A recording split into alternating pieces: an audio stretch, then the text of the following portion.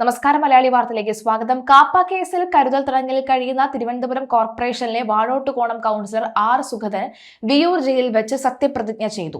Mayor V Rajesh സത്യവാചകം ചൊല്ലിക്കൊടുത്തു. ഈശ്വരനാമത്തിലായിരുന്നു സുഗതന്റെ സത്യപ്രതിജ്ഞ.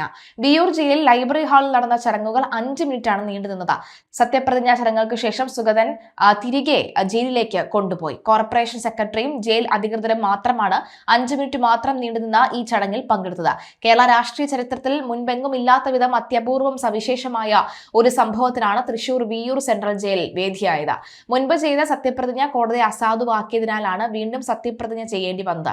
കോർപ്പറേഷൻ 20 കൌൺസിലർമാർ ഇത്തരത്തിൽ സത്യപ്രതിജ്ഞ ചെയ്യേണ്ടി വന്നിരുന്നു. ദൈവങ്ങളുടെയും ബലിദാനികളുടെയും ഭാരതാംബയുടെ നാമത്തിൽ സത്യപ്രതിജ്ഞ ചെയ്തതാണ് അസാധുവാക്കാൻ കാരണമായത്. 19 കൌൺസിലർമാർ നിശ്ചയ സമയത്തിനുള്ളിൽ തന്നെ ചട്ടപ്രകാരം വീണ്ടും സത്യപ്രതിജ്ഞ ചെയ്തെങ്കിലും സുഗതന് അതിന് സാധിച്ചില്ല. കാരണം ഇതിനിടയിൽ കാപ്പ കേസിൽ പ്രതിയാക്കപ്പെട്ടതിനെ തുടർന്ന് കഴിഞ്ഞ ജൂൺ 9 വട്ടിയൂർക്കാവ് പോലീസ് സുഗതനെ അറസ്റ്റ് ചെയ്ത് വിയൂർ ജയിലിന് അടച്ചിരുന്നു. നിശ്ചിത സമയത്തിനുള്ളിൽ പുനർസത്യപ്രതിജ്ഞ ചെയ്തില്ലെങ്കിൽ കൌൺസിലർ സ്ഥാനം നഷ്ടമാകുമെന്ന ഘട്ടത്തിലാണ് BJP നേതൃത്വം കോടതിയെ സമീപിച്ചത്. ജാമ്യം അനുവദിക്കണമെന്ന സുഗതന്റെ അപേക്ഷ കാപ്പ ഉപദേശക സമിതി തള്ളിയ സാഹചര്യത്തിൽ കരുതൽ തടങ്കലിലുള്ള പ്രതിയെ പുറത്തുവിടാൻ കഴിയില്ലെന്ന് പ്രോസിക്യൂഷൻ ഡയറക്ടർ ജനറൽ കോടതിയെ അറിയിച്ചു. തുടർന്നാണ് ജനാധിപത്യത്തിൽ ജനവിധിയും ജനകീയ കൽപ്പനയും മാനിക്കപ്പെടണമെന്ന് അത് സംരക്ഷിക്കേണ്ടത് കോടതിയുടെ കടമയാണെന്നും വ്യക്തമാക്കിക്കൊണ്ട് ഹൈക്കോടതി അസാധാരണമായ ഈ ഉത്തരവ് പുറപ്പെടുവിച്ചത്.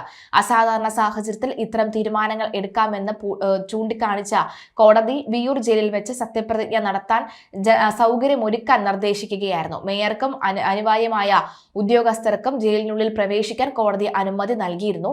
സത്യപ്രതിജ്ഞ വിജയകരമായി പൂർത്തിയായെങ്കിലും സുഗതൻ ഇനി കൌൺസിലർ പദവിയിൽ തുടരാൻ സാധിക്കുമോ എന്ന കാര്യത്തിൽ കടുത്ത ആശങ്ക നിലനിൽക്കുന്നുണ്ട്.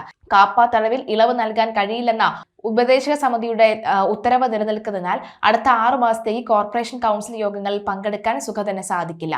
കേരള മുനിസിപ്പൽ നിയമപ്രകാരം തുടർച്ചയായി കൌൺസിൽ യോഗത്തിൽ പങ്കെടുക്കാതിരുന്നാൽ കൌൺസിലർ സ്ഥാനം റദ്ദാക്കപ്പെടും. ഈ പ്രതിസന്ധി മറികടക്കാൻ തനിക്ക് 6 മാസത്തേക്ക് അവധി അനുവദിക്കണമെന്ന് ആവശ്യപ്പെട്ട് സുഗതൻ ജയിലിൽ നിന്നും മേയർക്ക് കത്ത് നൽകിയിട്ടുണ്ട്.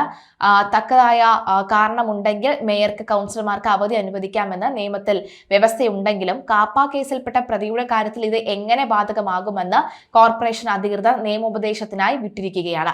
നിയമക്കുരുക്കിൽ ഇനിയും ബാക്കിയുണ്ടെങ്കിലും ജയിലിനുള്ളിൽ ഈ സത്യപ്രതിജ്ഞ ചടങ്ങ് കേരള രാഷ്ട്രീയ ചരിത്രത്തിലെ സമാനതകളില്ലാത്ത ഒരു അധ്യായമായി മാറിയിരിക്കുകയാണ്.